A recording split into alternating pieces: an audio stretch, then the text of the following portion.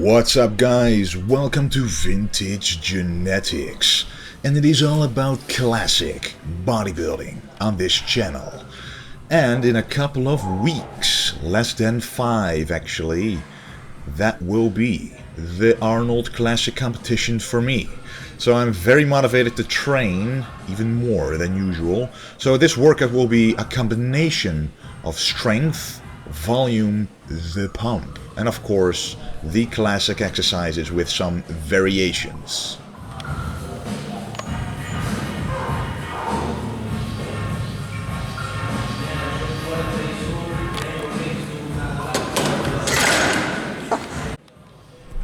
So yeah, first of all, we start out with the bench press, of course. So, this is my second set.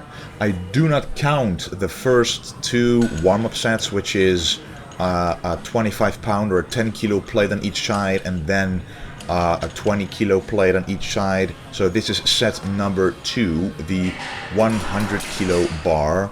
And it feels pretty light, pretty smooth, and the reason why it looks so easy is not because the weight is light, but it's because the smoothness of the repetition, the movement. The smoother, the more groomed your form is, the lighter and the more smoothly it will look. And that's where you want to be. At least risk of injuries, yet being able to lift the heaviest weight you can. So as you can see, we both go all the way down to the chest, because the lower you go, the more stretch the chest endures. And usually my grip is a little wider than this, but since my triceps are a bit lacking, they need more mass, I decided to, close my grip a little bit. So, maybe 2 finger widths on each side closer, but that does put more emphasis on the triceps. But of course, the chest is the main muscle trained here, so make sure that you always feel it stretch and contract when doing this exercise.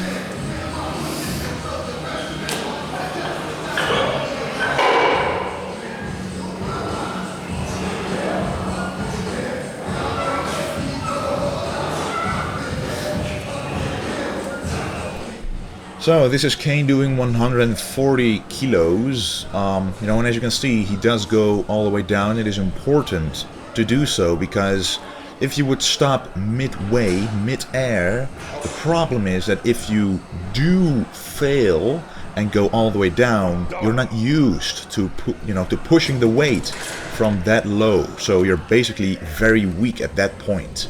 So you always want to do full range of motion, so that at any point of the range you are trained, you are strong, and it's safe to do the movement. And I'm pretty much all year round am able to do 10 reps on this one with 3 plates. But I'm pretty deep into my competition cut right now, so I was barely able to hit 10 reps, basically 9 3/4 reps. But as long as I'm close to that, I'm happy. So Kane is doing an even heavier weight here. Now he is, this is the 5th and last set, so he decides to choose his last set as an even heavier set. But I personally will go for pause reps myself, because when you're at a very low body fat, it's really no use to go that heavy. You might as well just perfect your form, focus on the muscle, like I'm doing right here. These are paused reps, and you want to use about 70% of your last regular set, 70%, so that you are at least able to do 10 pause reps. But I'm doing a bit more here because I'm used to doing this. But what pause reps are most important for is pure and full contraction of the muscle. And in this case, that is the chest. No momentum.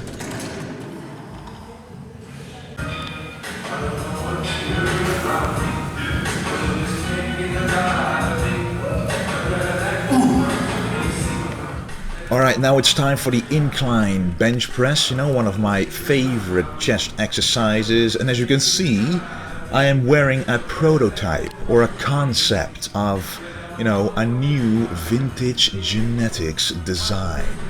So, you know, I'm gonna make a video dedicated to all the designs that I have right now, because in the very near future I want to come out with a vintage genetics clothing line, but I want to know your opinion. So, you know, I want to know your feedback, what you think about the design, and you know, what you would like to see most, because ultimately it's about what you guys want to wear.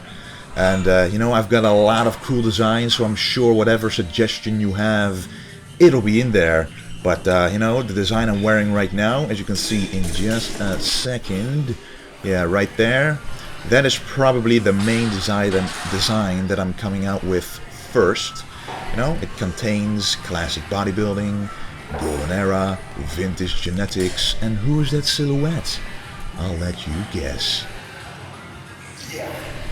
Anyway, this is the third set of the incline bench press, and it's already getting pretty heavy here, but what you see through the tank top is that my chest is literally stretching out as far as possible when I go down.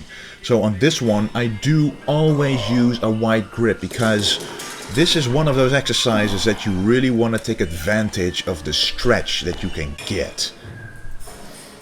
Because like Arnold says, the bigger, the more extreme the stretch, the better and the stronger the contraction. Just think about it. Time under tension is improved, the tension overall in your chest, you know, is improved. There's more overload on the muscle fibers, and it's just, you know, a safer way to perform the exercise. Alright, and usually after 2 pressing movements, I like to do some kind of fly.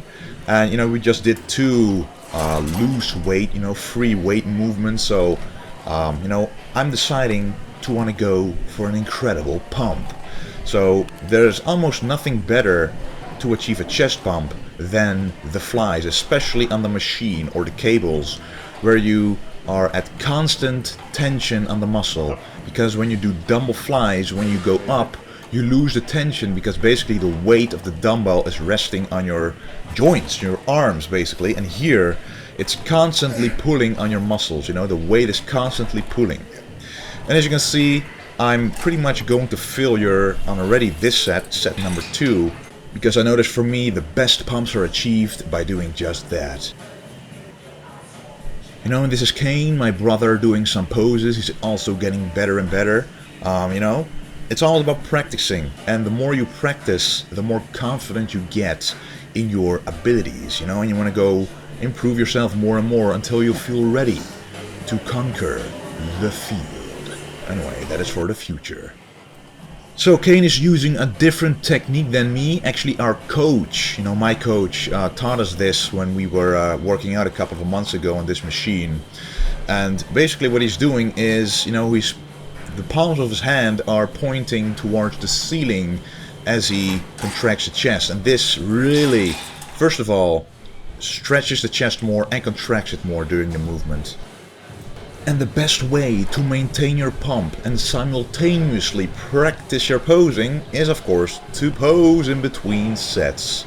This is what a lot of classic bodybuilders used to do. So, you know, it's a great way to, you know, if you record it or take pictures, it's a great way to, you know, see your progress over time, because sometimes you're blind to it, and a couple of months later you watch the video and compare it to a couple of months before, and you see, wow, okay, I did make improvements. I did not know. And this, in turn, motivates you to work out even harder, you know, to diet even harder, or to, you know, to lean bulk better. In bodybuilding, we all want to progress, and sometimes the weights in the gym aren't going up, so what you want to see is at least your physique improving. And over time, the weights will go up, but you know, it's all about the physique in bodybuilding. You know, and I'm becoming pretty lean by now. I still have 5 weeks to go, so I'm really on the right path. You know, I feel good, I feel confident, and I'm excited for the competition, guys. Alright guys, this for me is the last set on the machine flies, a drop set.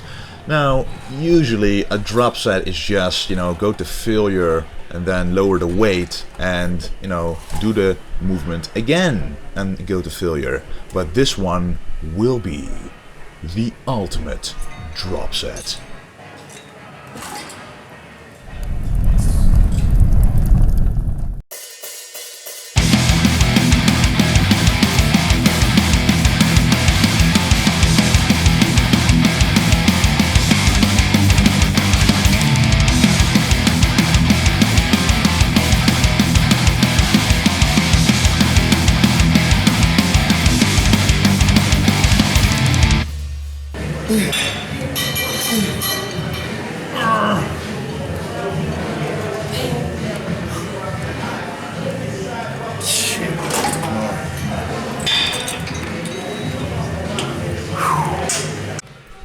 So yeah, the previous exercise really pumped the chest up, really destroyed those muscle fibers, and it's now time to stimulate them even more by doing dips. And I really like this machine because, it's a really specific movement for the lower chest.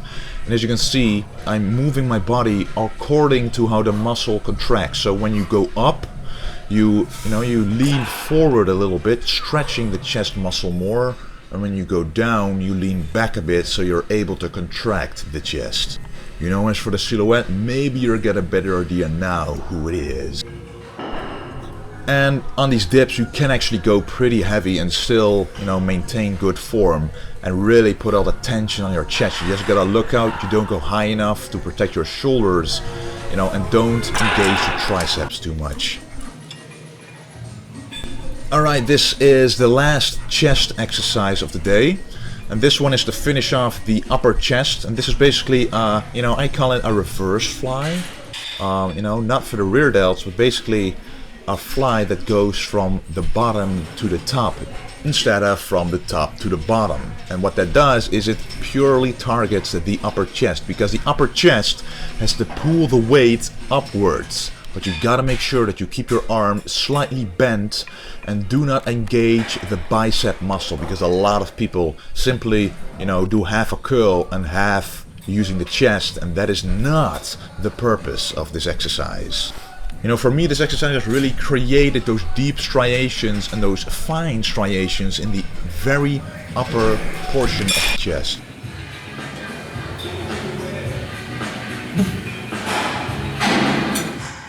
Alright, we finish it off with one tricep exercise, basically a rope pushdown, but we're doing double sets. So first you do 10 to 8 reps, regular rope pushdowns, and then you bend over just slightly, as you can see right here, and this targets the long head a little bit more, and you do 8 more reps. So to me that is the perfect combination of a tricep exercise, because you basically target all the heads of the triceps.